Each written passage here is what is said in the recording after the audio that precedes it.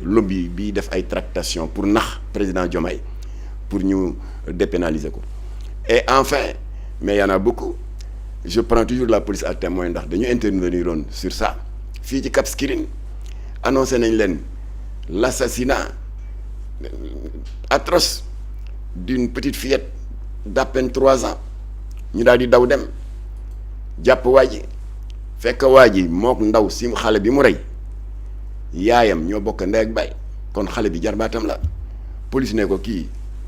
lan moo waral nga def ko lu ñaaw lii kii mënul sax wax bu set est-ce que sax am na bàkkaar lan la war a def lu la naqari ba nga def ko lii mu wokk bopp bi ne ko non grand kii erreur day ama mu ne ko ban erreur kii nga tiim ko daaneel ko rendi ko mu ne waaw mais dama ko jaawale ak lapin bi ci kër gi loolu la yàmba di def ci nit day jàpp cortex bi nërmel ko kon donc bref loolu la Jamra dëkke woon pendant que nous étions un journal fléau yëpp dañ leen daan consacrer ay numéro yoo xam ne dañ ko consacrer uniquement sur ce fléau là def nañ ko sur la maltraitance des talibés dans les daara def nañ ko sur la prostitution def nañu un numéro spécial de Jamra sur la franc-maçonnerie et cetera et cetera foofu nag la ñu laalaake franc-maçon yi alors moo waraloon ñu am un procès retentissant 2 ans seulement après notre création c'était en 85 mu di benn waay boo xam ne ñun xam nañ ko mu woote fii Relais de Ouakam benn conférence te comme que Relais c'est à proximité de l'université Cheikh Anta Diop te Jamra bari na fa ay cellules ñu ne leen dem leen ngeen déglu ji ba xam ñu xam waa ji lu muy wax gars yi daal di ne day moom def na ay affiche thème bi lii la ba ka Latif xoolee ne lii foog ñu dem dañ ko kump parce que thème bi dafa def la jeunesse sénégalaise à la croisée des chemins te ñoom xam nañ ne prox ndoll la pour mën a jàllale seen théorie maçonnique d'endoctrinement et de propagande la ñu ragaloon moo am ndax conférence bi dafa tàmbali rek mu daal di dugg xaabaabal waaw jeunesse sénégalaise yàlla def na ils sont intelligents ils sont entreprenants mais leur handicap c'est le fatalisme confrérique daal di tudd directement Tivaouane tudd Touba nee na xale yi léegi dañu fataliste loo wax mu ne damay dem laaj sëriñ bi loo wax mu ne balaa maa dugg ci projet bi damay dem sàkku ñaan ci sëriñ bi et cetera et cetera alors ci la Latif jóg demander parole modérateur bi ne ko vous voulez intervenir mu ne ko waaw mu ne ko non c'est prévu su exposé bi jeexee rek après on ouvre les débats mu ne ko xaaru mu exposé mu ne ko lu tax mu ne kii dafa attaqué suñu ay wasila te ñun amuñu keneen ku dul Bamba Maodo Baye Niass Baye Laye ak ñeneen ñi tëdd Touba ak Tivaouane ak Ndiassane Thiénaba Niassène Medina Baye Layène te il ne les a pas épargnés waa ji nag comme que il est impulsif conférencier bi mu daal di jóg daal ne mais les gosses de Jamra là boobu ñu ngi toll suñu dëgg doole en 85 ils sont insolents yow nee na la da nga bëgg a intervenir négal ba pare nga kii yéen da ngeen xamadi la di ne ko ma tànnee la ko man bu dee dama réew xamadi ma tànnee la ko ndax yow franc-maçon nga rek ci sécurité bi jóg ne dañuy génne ñun ñu résister dóorante kurpañi xeex bu tar chaises yi di naaw les chaises en plastique gendarmerie dugg fa tas conférence kon ñun notre objectif était atteint parce que waa ji la mu bëggoon jàllale baaxul ci esprit xale yi mais dès le lendemain à la une de tous les journaux bon jamono boobu y avait que 5 quotidiens il y avait Le Soleil il y avait And Soppi journalu bu ñoom Mamadou Dia il y avait Le Démocrate bu Ablaye Wade il y avait Xare bi bu ñoom Ablaye Bathily LDMPT et il y avait Le Politicien de Mame Less Dia ñoom ñëpp même titre son excellence monsieur Diou parce que ambassadeur la à la retraite waaye damay leb tur bi parce que génn na àdduna kon par pudeur morale et par respect pour sa famille qui est là qui n'a aucune responsabilité ci yi mu doon def moo tax ma leb tur bi alors journaux yi titré ne son excellence monsieur Diou porte plainte contre Latif et Jamra pour diffamation et injure publique ba pare journaux yi di ko xëccoo interview yi di dal fu mu defee interview rek yàq Jamra lu mel ni xamee liñ ci gën a mën a retenir ces gosses là c'est des activistes c'est des extrémistes dégg nga et puis sax waxuñu dëgg dégg naa ñuy wax naan yore nañu liste franc-maçon sénégalais yi waxuñu dara du ci dëgg jikko lébu bi daal di jóg ñu ne comme que tiiñal nañu nee na dañuy fen kon nag werante xuuxaan tekki tubéy ñu daal di xëy nag génne loo xam ne dañu ko dencoon depuis plus de 10 ans parce que yàlla daf ñu dimbali on avait réussi à dérober ci siège wu loge maçonnique bi nekk ginnaaw assemblée nationale kooku dinañ ci wax benn mot tout à l'heure ay feuilles de présence parce que xam nga rek comme toute organisation parti politique syndicat bu réunion amee on fait circuler une feuille de présence alors ñu fexe ba am ci 5 yoo xam ne bu ci ne au moins entre 25 et 30 francs-maçons ñu ngi ko gardoon parce que bëgguñu tooñ ils sont libres de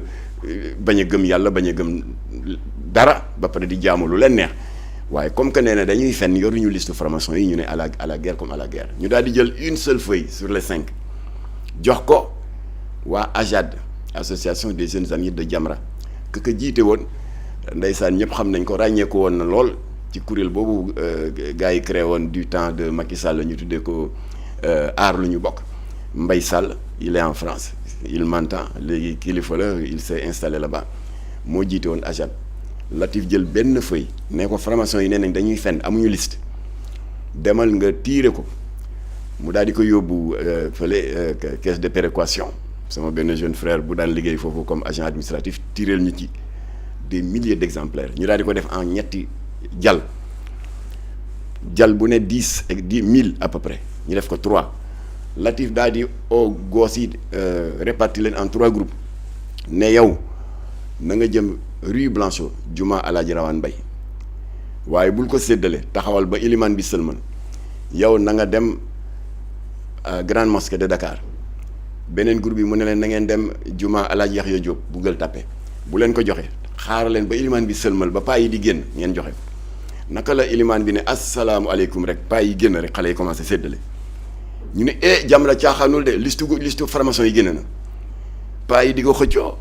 joxoo ma yow mu ne ko jox naa la mu ne kii laa ko jox ñu mel ni ay xale di ko xëccoo seen mbaxane yeeg kaala yi di daanu on a distribué 3000 exemplaires de liste de 25 francs-maçons dëkk bi mel ni dëj moo fi am léegi nga gis ñu jël xool daan ne laay maître diw avocat à la cour la ilaha illallah diw vice-président assemblée nationale diw journaliste diw conseiller nangam conseil laay des personnalités très haut place dëkk bi mel ni dëj ñu ne Jamra génn na liste franc-maçon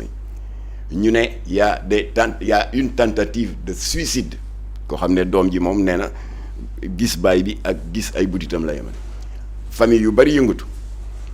alors maintenant comme que tribunal fixé woon na datu procès bi te saay-saay boo bañee mu wëlbati xel yi da nga koy jiitu ci noppu mag ñi on avait entamé une tournée d'information auprès des familles religieuses ñett rek laa ci cité on a été voir d'abord le khalife général des Mourides jamono boobu en 1985 sëñ Abdou Lahad Mbacké moo fa toogoon ba ñu egsee Latif commencé expliquer franc-maçon yi ni ñu nar a détourner xale yi nar leen a génne ci diine ji à travers des conférences yu ñuy def à proximité de l'université et ailleurs alors sëñ Abdou Lahad Mbacké moo coupé Latif ne ko Latif Ndakaaru dafa sori yii yëpp yëg naa ko njàmbarte gi ngeen wane ba yàq conférence bi ndax lu bon li ñu bëggoon wasaare ci yàq imaanu xale yi ak seen tawxiid yëpp yëg naa ko li ma la bëgg a xamal daal mooy lii ngeen di def ñun doomu soxna yi la waroon waaye yàlla dafa dogal ngeen gën ñu féete ndaw gën ñu woyof tànk waaye xaw ma kande waaye Touba ci xeex bu noble bi ngeen di def nga xam ne da ngeen fas yéene taxaw ngir sàmm ndono lu rafet la yu mag ñu baax ñi bàyyi ngir luy raam jëm ci penc mi nar a yàq jikko yi ngeen taxaw luy raam jëm ci penc mi nar a tilimal malaanul islam ngeen taxaw xaw ma kande waaye man sëñ Abdou Lahad Mbacké maa ngi lay xamal ne Touba ngi seen kanam seen ginnaaw seen nijoor ak seen càmmañ fi may daanelee nag ndax balaa ma leen di ñaanal danaa ko leeral gis nga jëmm jëlee toog fekk mu ngi ñu recevoir ci benn salle bu yaatu mu am ku toog ci digg bi am ay jawriñ yu ko wër mu nekk ci digg bi borom boppu neen bi teel lëmas kaala gu weex ci baat bi ci sama loxo ndijoor yi la bokk mu ngi tudd Serigne Mountakha Mbacké Bachir moom laa leen booleel jamono boobu téléphone portable amul dina la jox numéro këram foo leen toll ci combat bi rek naa ko yëg parce que loo leen ko wax rek balaa jant so dana ma ko eggee. alors keroog ba ma sëñ Mountakha recevoir en décembre dernier lii ma lay nettali ma di ko nettali waaye malgré ses 90 ans fàttewul ci dara léeg-léeg sax moom mooy eggali samay wax. alors donc bi mu ñu boolee ak sëñ Mountakha effectivement le jour même la ko commencé jëfee parce que ba ñu eggee Touba benn Peugeot la ñu amoon boo xam ne chaque 2 kilomètres dañ daan taxaw ngir aérer moteur bi sinon day chauffé dafa màgget xubilaas waaye ba ñu eggee Touba mu sukuraat daal di dee dafa coulé biel sëñ Mountakha moo ñu lijjantil oto jox ñu fop 500 000 francs à l'époque en 85 c'était des millions jox ñu ak ay bons d'essence jox ñu daal di eggali tournée bi jaar Tivaouane dégg nga balaa ñoo dem Touba sax ñu ngi jëkkee woon Laayeen boobu Serigne Baye Seydi Thiaw moo doon xalif général bi dañ ko fekk mu xaw a tawat wax ju gàtt la wax ak ñun ne ñu yëg naa mbir mi procès bi kañ la ñu ne ko suba la waaw mu ne na seen xel dal waaw parce que tooñu leen xasu leen saagu leen ñii dañ ñëw pour yàq yéen ngeen taxaw ne ni ngeen dogoo pour yàq ñun noonu la ñu dogoo pour dara bañ yàqu alors mu ne kon nag sama balaa ma leen di ñaanal benn baat rek laa leen di dénk mu ne ko Abdou Latif mu ne ko Abdou Latif ba muy ñetti yoon mu ne ko ku sol lu weex tàll du fu la neex toog aca tàllal leen ma ñaanal leen. alors donc on a terminé par Tivaouane sëñ Abdou Lahad Mbacké ñu ngi ko sëñ Abdoul Aziz Dabakh ñu ngi ko fekk Jaxsaw voilà moom tamit il était au courant de tout donc explication yi on les a résumées voilà mu ne léegi nag lan ngeen nar ñu ne ko dañ la doon informer rek parce que dégg nañ ne da nga xaw a wéradi léegi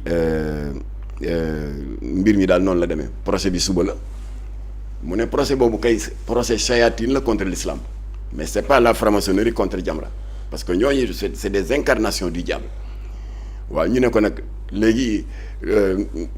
xabaar bàngook ñaanal ñu rek ñu dem mu ne déedéet doo leen ma fi bàyyi damay dem da ngeen ma gën a bëgg sàkku yiw ak ngërëmal yàlla ñu naxanteeg moom ba ne ko daal comme que da nga bari ay gan ci sa salle d'attente bi kon dañ lay bàyyi nga recevoir leen rek comme ça ñun ñu xaar la boo pare ñu demaale Dakar nga ci procès bi suba la mu ne d'accord ñu daal di ko nax quoi